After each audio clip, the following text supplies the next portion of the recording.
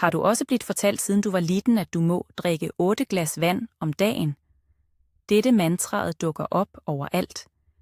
I magasiner, helseblogger og fra personlige trænere. Men hvad om jeg fortæller dig, at dette er en af de største helsemytene, som findes? Hvad om det at tvinge ned litervis af smakløs væske ikke er den eneste eller engang den mest effektive måden at undgå dehydrering på? I dagens video skal vi knuse denne myten. Du skal få vide den chokkerende sandheden om, hvordan du kan spise dig til det daglige vandindtaget, du trænger, og føle dig helt fantastisk. Gør dig klar, for efter denne videoen vil synet dit på agurker, supper og til og med sop aldrig blive det samme. Drikker du egentlig nok, eller spiser du kanskje bare ikke nok? Før vi går videre til listen over spisbart vand, lad os tage en rask tit på, hvad dehydrering egentlig er. De fleste tænker, at det bare er stærk tørst. Men det er kun toppen af isfjeldet. Dehydrering er en tilstand, der kroppen din mister mere væske, end den tager op. Og symptomerne kan være mindre åbenbare, end du tror. Føler du dig uforklarligt slitten midt på dagen? Har du ofte hovedpine? Er huden din tør og mat, og humøret svinger? Dette kan være de første signalene fra kroppen din, som råber efter fugtighed. Vi trænger vand til mere end bare at slukke tørsten. Det er afgørende for termoregulering, transport af næringsstoffer, ledfunktion og fjerning af giftstoffer. Derfor er det livsvigtigt at opretholde væskebalancen. Men nøkkelen mange glemmer, er at rundt 20% af al væsken vi trænger, ikke kommer fra glasset, men fra tallerkenen. Og nu skal vi bevise, at mat kan være din vigtigste allierede i kampen for god hydrering. På toplisten over vandholdige matvarer finder vi den ubestridte mesteren, agurken. Du tænker kanskje på den som bare et enkelt tilbehør til salaten, men den er faktisk en skikkelig hydreringshelt. Agurker består af utrolige 96% vand. Lad det synke ind. Det er næsten som solid vand, bare med en dejlig sprød konsistens og en forfriskende smag. Men det handler ikke bare om mængden væske. Agurken indeholder også vigtige elektrolytter, slik som kalium. Elektrolytter hjælper kroppen din med at absorbere og holde på vandet mere effektivt. Så, når du spiser en agurk, får du ikke bare vand. Du får smart vand, som jobber helt ned på celleniveau. At lægge til nogen skiver agurk i den daglige salaten, eller bare spise den helt som en rask snack, er en af de enkleste og mest effektive måder at genoprette væskebalancen på. Dette er specielt vigtigt i varmt vejr eller efter en træningsøgt. Glem kedelig vand. En sprød agurk kan være så mye mere interessant. Næste på listen er et produkt mange gerne overser, nemlig selleri. Den består af hele 95% vand og er dermed næsten på højde med agurken, når det gælder væskeindhold. Men dens virkelige styrke ligger et andet sted. Selleri er propfuld af kalium og natrium, de 2 centrale elektrolyttene vi mister, når vi svætter. Dette gør selleri udmærket for rask restitution efter fysisk aktivitet. I tillæg indeholder den forbindelser, som bidrager til at reducere niveauet af stresshormonet kortisol, samtidig som den virker afslappende på blodårene. Dette har en klar positiv indvirkning på blodtrykket. Den sprøstilken er altså mye mere end bare et lavkalori mellem-måltid for de, som slanker sig. Det er et kraftigt værktøj for at opretholde både hydrering og god hjerte- og karhelse. Prøv at dyppe den i hummus, eller læg den til i morgensmoothien din. Kroppen din vil takke dig, ikke bare for vandet, men for alle de værdifulde næringsstofferne, som følger med. Dette er et glimrende eksempel på, hvordan mat kan jobbe for dig på flere fronter samtidig. Men lad os nu snakke om den røde, saftige helten, tomaten. Tomater består af rundt 94% vand, noget som gør dem til en ypperlig kilde til hydrering. Men den virkelige værdien ligger gemt i det stærke pigmentet. Tomater er nemlig en af naturens rigeste kilder til lykopen. Dette er en kraftig antioxidant, som beskytter cellerne vore mod skader, og som, ifølge forskning, til og med kan reducere risikoen for at udvikle visse kræftformer. Et interessant point er, at varmebehandling af tomater, altså cooking eller steking, faktisk øger biotilgængeligheden af lykopen. Derfor er en varm tomatsuppe eller en pastasaus ikke bare utrolig godt, men også ekstremt gunstig for kroppens hydrering og beskyttelse. Enten du spiser en salat med ferske tomater, eller drikker et glas tomatjuice, slukker du tørsten på et cellulært niveau, samtidig som du sikrer dig en solid dose antioxidanter. Dette er den perfekte kombination for at opretholde ungdommelighed og hudhelse, eftersom huden er det organet, som mærker manglen på fugtighed allerførst. Sommer og stikkende varme, hvad er vel bedre? Jo, selvsagt en saftig og sødt vandmelon. Dette er ikke bare en dessert, det er en spiselig tørsteslukker. Vandmelonen består af op til 92% vand, men i lighed med vore andre sunde favoritter er dette langt ifra alt. Vandmelon er rig på lykopenet, vi allerede har nævnt, som giver den sin karakteristiske røde farve, i tillæg til aminosyren citrullin. Forskning viser, at citrullin kan bedre blodcirkulationen og reducere muskelsmerter efter intense træningsøgter. Dermed er en skive vandmelon efter træningsstudioet en perfekt måde at genoprette væsketapet, lindre muskeltrøthed og nyde en fantastisk smag. Alt på én gang. Dette er naturens egen sportsdrik, og i modsætning til mange kommercielle alternativer, indeholder den ikke unødvendig sukker eller kunstige tilsætningsstoffer. Så næste gang du kender tørsten, husk denne stribede kæmpen. Den vil slukke den på en måde, som er både sundere og smager bedre end vanlig vand. Nu går vi fra gigantene over til bærene, og den første vi skal snakke om er sommerhagens dronning, jordbæret. Dette søde og aromatiske bæret består af hele 90% vand. Dette gør jordbæret til et udmærket valg for dig, som vil unde dig noget godt, samtidig som du fylder på væskebalancen. Men jordbærets største styrke ligger i næringsindholdet. De er stapfulde af C-vitamin, mangan og antioxidanter, som kaldes flavonoider. Disse stoffer bidrager til at bekæmpe betændelser i kroppen og er vigtige for hjertehelsen. En portion friske jordbær vil ikke bare virke forfriskende, men også give dig en kraftig dose nyttige næringsstoffer. Du kan spise dem som de er, bruge dem i frokostblandingen, i yoghurt eller lage lette og sunde smoothier. Dette er et perfekt eksempel på, hvordan du kan kombinere nydelse og helse, nyde den udsøgte smagen, samtidig som du tager vare på kroppens væskebalance. Dette er specielt vigtigt for barn, som ofte kan være vanskelige at få til at drikke rent vand. I fortsettelsen av frukttemaet må vi naturligvis nævne den aromatiske slægtningen, melonen. Cantaloupe-melonen, eller nättmelonen, består av næsten 90% vand. Dette gør den til en fantastisk forfriskende godbit på en varm dag. Men dens virkelige skat er beta-karoten, provitamin A. Bare en portion af denne melonen kan dække hele dagsbehovet for dette essentielle vitaminet. Vitamin A er afgørende for øjehelsen, immunforsvaret og hudens udstråling. Det fungerer også som en antioxidant, som beskytter kroppens celler mod skade. Så når du nyder et stykke saftig melon, får du ikke bare livgivende fugtighed, men du investerer også i synet og immunforsvaret dit. I tillæg er melon, i lighed med agurker, rig på kalium.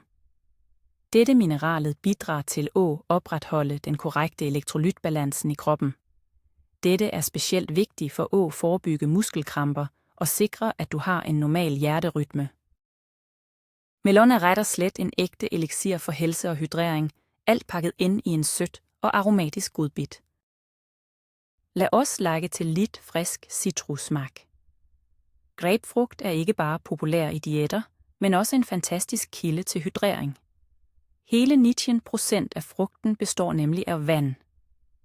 Denne frugten er kendt for at sætte fart på forbrændingen, men fordelene stopper ikke der. Grapefrugt er et skatkammer af vitamin C. Dette vitaminet styrker immunforsvaret og bidrager til kollagenproduktionen, noget, som gør huden vor fast og glødende. I tillæg indeholder den løselig kostfiber, som bidrager til at sænke kolesterolniveauet og stabilisere blodsukkeret. En halv grapefrugt til frokost vil ikke bare vække dig med sin friske smag, men også sætte i gang hydrerings- og forbrændingsprocesserne for hele dagen. Det er en udmærket måde at starte morgenen på. Vær imidlertid opmærksom. Grapefrugt kan interagere med visse mediciner.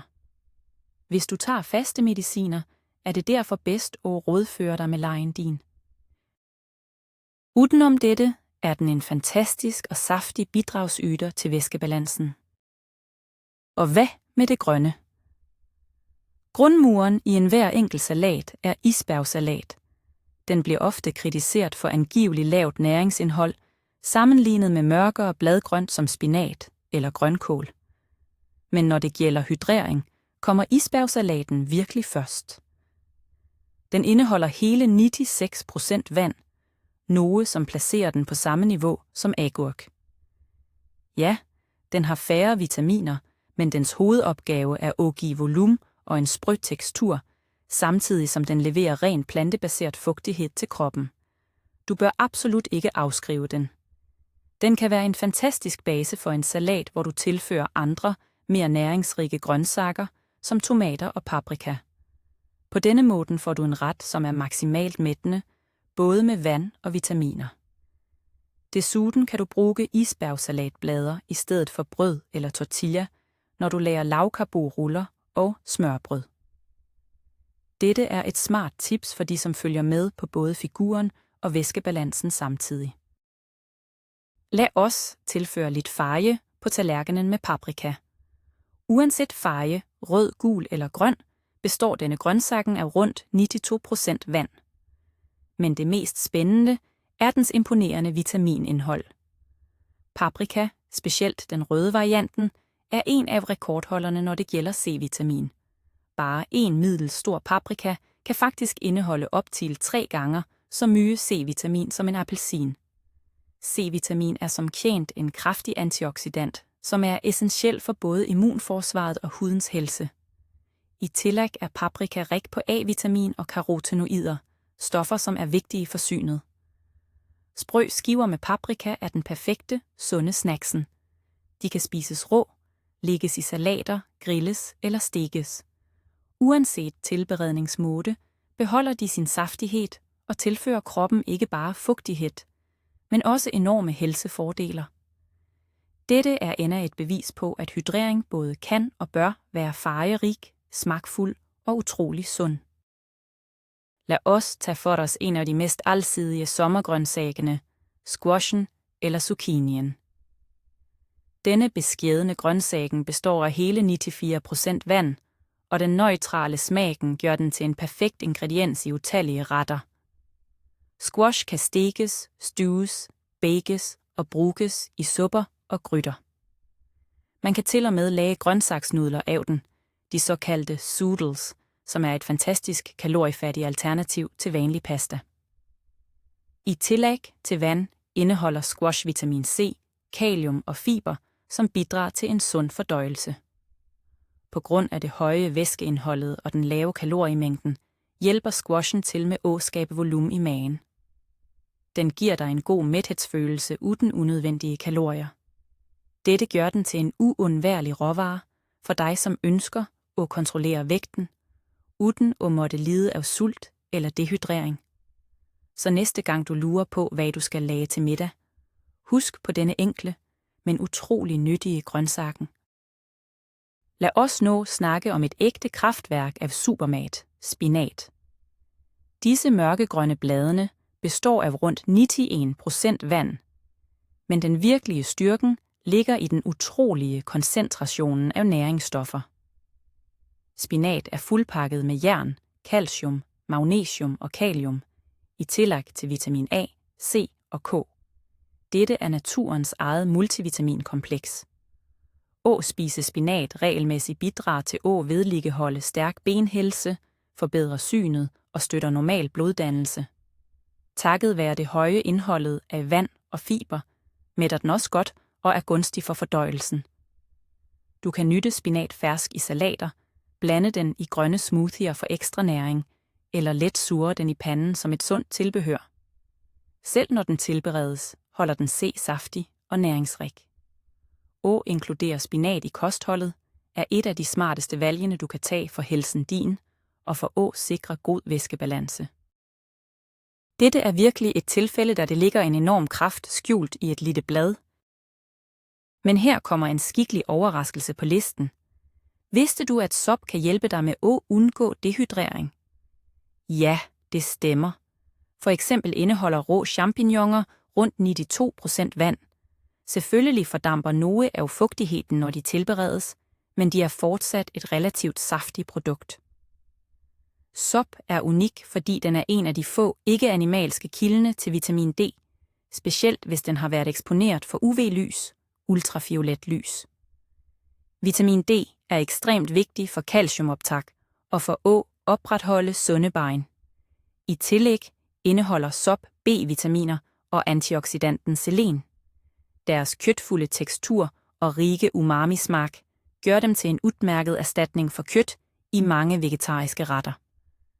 Ved at tilsætte SOP i supper, saucer, omeletter eller bare stege den med løg, beriger du ikke bare smagen af retten, men du bidrager også til at opretholde væskebalancen i kroppen.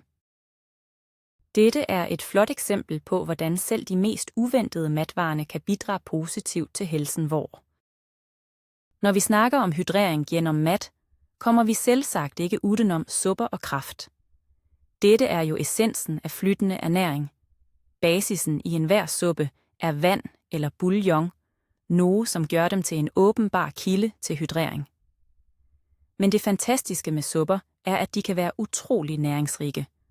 Ved at tilsætte grøntsager, bælgfrugter, korn og magert kød, skaber du et balanceret måltid, som både varmer, mætter og fugter kroppen samtidig. Cremede grøntsagssupper, en let kyllingkraft eller en mættende linsesuppe, alle er glimrende til at fylde på væskereserverne. Supper er specielt gunstige i den kalde årstiden, når vi ønsker varmende mat, og kanskje ikke har lyst på koldt vand. I tillæg virker varm bouillon beroligende på fordøjelsessystemet. Det er et perfekt valg ved forkølelse eller magebesvær, når kroppen trænger let fordøjelig mat og ekstra væske. Derfor er en tallerkensuppe til lunch ikke bare en tradition, men en smart og velprøvet måde at tage vare på egen helse. Men det er ikke bare grøntsager og frugt, som gælder. Mejeriprodukter kan også være en fantastisk kilde til væske. Tag for eksempel en enkelt yoghurt eller et glas kefir. De består faktisk af mellem 85 og 88% vand. Men værdien ligger ikke bare i væskeindholdet. De er også udmærkede kilder til proteiner af høj kvalitet, calcium for skelettet og, allervigtigst, probiotika. Probiotika er de gunstige bakterierne, som støtter og opretholder tarmhelsen vor. Og en sund tarm er selve grundlaget for et stærkt immunforsvar og en god fordøjelse. Et glas kefir eller en portion naturlig yoghurt uden sukker er et perfekt mellemmåltid. Det stiller både sulten og tørsten, samtidig som det tager vare på tarmfloraen din. Disse produkterne indeholder også elektrolytter som kalium og natrium. Dette gør dem til et smart valg for restitution efter træning. Det vigtigste er at vælge varianter uden tilsat sukker og kunstige fyldstoffer, slik at du får maksimalt udbytte af helsefordelene. Lad os fortsætte med mælketemaet og snakke lidt om cottage cheese. Mange vil kanskje blive overrasket, men dette tilsyneladende tætte produktet bidrager faktisk også til hydrering. Vandindholdet i cottage cheese kan være op til hele 80%, men den største fordelen er det høje indholdet af caseinprotein.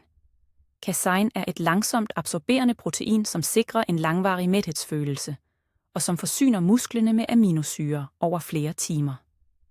Dette gør cottage cheese til den ideelle snacksen, specielt for de, som træner, og gerne ret før sengetid. I tillæg er den rig på calcium og fosfor, mineraler, som er afgørende for sunde ben og tænder. Kombinationen af protein og vand gør cottage cheese til et vældig mættende, men også fugtighedsgivende produkt. For at gøre den endnu saftigere, kan du tilsætte lidt yoghurt eller friske bær, for eksempel jordbær fra listen hvor. Der får du en skikkelig hydrerende og proteinrig kombination ret i skålen din. Frokosten er dagens vigtigste måltid, og den kan faktisk også bidrage til at holde dig hydreret. Et glimrende eksempel er havregrynsgrøt lavet med vand. Havregrynene i sig selv er tørre, men under koking trækker de til sig utrolig mye væske. Dermed består den færdige grøten hovedsageligt af vand, men grøten er samtidig en god kilde til komplekse karbohydrater, som giver dig langvarig energi, i tillæg til løselig fiber kaldt beta-glucan. Dette fiberet er gunstig for hjertet, fordi det bidrager til at sænke niveauet af det dårlige kolesterolet. I tillæg hjælper det dig med at holde dig mæt i lang tid. En portion havregrøt om morgenen vil altså ikke bare lade dig med energi, men også bidrage til at fylde på kroppens væskelager allerede fra start. Tilsæt friske bær eller frugtskiver, og du sitter igen med en perfekt hydrerende frokost, som holder dig kvik og produktiv helt frem til lunch. Dette er et enkelt, rimeligt og ikke mindst vældig smart valg for at starte dagen. Vi tager en titt på en klassiker. Appelsinen er nok den mest anerkendte af alle saftige frugter. De består af rundt 97% vand og er selvsagt et symbol på C-vitamin. Bare en middels stor appelsin kan næsten dække dagsbehovet for denne vigtige antioxidanten. C-vitaminet er ikke bare vigtig for at bekæmpe frie radikaler og styrke immunforsvaret. Det spiller også en central rolle i kollagensyntesen, som bidrager til, at huden holder sig elastisk og ung. I tillæg indeholder appelsiner kalium. Dette mineralet er vigtigt for hjertehelsen og for at opretholde væskebalancen i cellerne. Fiberen, du finder i frugtkøttet, bidrager til at regulere blodsukkerniveauet og sikre god fordøjelse. Et vigtigt point. Det er mye sundere at spise hele appelsinen end at drikke et glas appelsinjuice. På den måde får du ikke bare vand og vitaminer, men også den værdifulde fiberen, og du undgår overflødig sukker, som ofte findes i færdigpakket juice. Dette er en enkel og smagfuld måde at holde sig sund og hydret på. Mange tænker på broccoli som en ren kilde til fiber og vitaminer, men det er let at glemme, hvor mye vand den faktisk indeholder. Hele 90% af denne grønne grøntsagen består nemlig af vand. Broccoli er et sandt skatkammer af næringsstoffer. Den har faktisk mere C-vitamin end en appelsin, i tillæg til store mængder K-vitamin, som er helt essentielt for blodleveringen og skelettet vort. Men den vigtigste egenskaben er nok tilstedeværelsen af en unik forbindelse kaldt sulforafan. Studier viser, at sulforafan har kraftige kræftbekæmpende og betændelsesdæmpende egenskaber. For at få mest muligt udbytte af dette stoffet, bør du helst dampe broccolien let eller spise den helt rå. Ved at inkludere broccoli i kostholdet dit, får du trippel nytte. God hydrering takket være det høje vandindholdet, mæthedsfølelse på grund af fiberet, og ikke mindst en kraftig beskyttelse for kroppen, takket være det unikke udvalget af vitaminer og antioxidanter. Dette er et strålende eksempel på, hvordan en helt vanlig grøntsag kan fungere som både medicin og en kilde til livsvigtig fugtighed.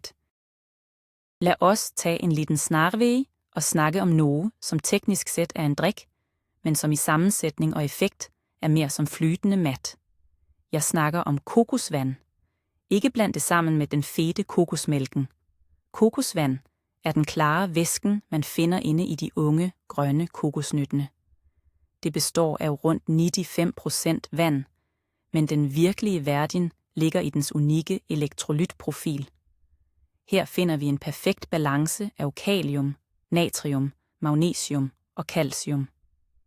Dette gør kokosvand til en naturlig isotonisk drik, som genopretter kroppens væske og saltbalance mye mere effektivt end vanlig vand. Det er derfor, den er så populær blandt idrætsudøvere. Den bidrager til rask restitution efter træning, kan forebygge muskelkramper og er en fantastisk tørsteslukker. Samtidig har den lite kalorier og sukker sammenlignet med de fleste andre sportsdrikker på markedet. Hvis du leder efter et sundt og naturligt alternativ for hydrering under eller efter fysisk aktivitet, er kokosvand et perfekt valg. Det er ret og slet som at drikke et glas vand, beriget med alt det kroppen din trænger. Til slut skal vi tage for os og aflive en populær myte. Mange tror, at koffeinholdige drikker som kaffe og te fører til dehydrering. Denne myten bygger på det faktum, at koffein har en mildt vanddrivende effekt. Imidlertid har en række moderne studier vist, at ved moderat indtag er denne effekten så liten, at den ikke forårsager dehydrering. Kroppen mister ret og slet ikke mere væske, end den faktisk får fra selve koppen. En kop kaffe eller te består trods alt hovedsageligt af vand. Selvsagt skal de ikke være din hovedkilde til væske gennem dagen, og rent vand er altid første prioritet. Men morgenkaffen eller eftermiddagsteen kan absolut regnes med i dit totale væskeregnskab, så du trænger ikke have dårlig samvittighed for, at du elsker disse drikkene. De bidrager faktisk til den totale hydreringen, og i tillæg indeholder de helsefremmende antioxidanter. Det vigtigste er, som med alt andet, at kende sin begrænsning og ikke erstatte al anden væske med dem. Så, hvad er hovedkonklusionen, vi kan trække ud af alt dette? Hydrering er så mye mere end bare at drikke vand. Kroppen vor er et utroligt smart system, som er i stand til at trække ud livsvigtig væske fra en række ulike kilder. Vi har set på 20 matvarer, som kan være dine bedste hjælpere for at opretholde væskebalancen. Fra den sprø agurken, som består af 96% vand, til de overraskende saftige soppene og proteinrige cottage cheese. Det vigtigste gennembruddet i denne historien er erkendelsen af, at et rigtigt og balanceret kosthold, fyldt med ferske grøntsager og frugt, automatisk løser mesteparten af hydreringsproblemet. Du trænger ikke længere stirre på vandflasken og tvinge dig selv til at drikke.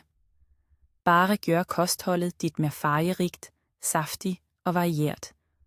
Spis salatene dine, suppene og bærene, og kroppen din vil få i se ikke bare vand, men også de mest værdifulde vitaminerne, mineralerne og antioxidanterne. Tusind tak for, at du så videoen helt til slut. Hvis du lærte noget nyt og nyttigt, må du gerne like videoen og abonnere på kanalen slik at du ikke går glip af andre afsløringer af helsemyter. Og nå et spørgsmål til dig. Hvilken matvare på listen overraskede dig mest? Eller kanskje du har din egen hemmelige hydreringskilde, vi ikke nævnte? Skriv om det i kommentarfeltet. Lad os diskutere.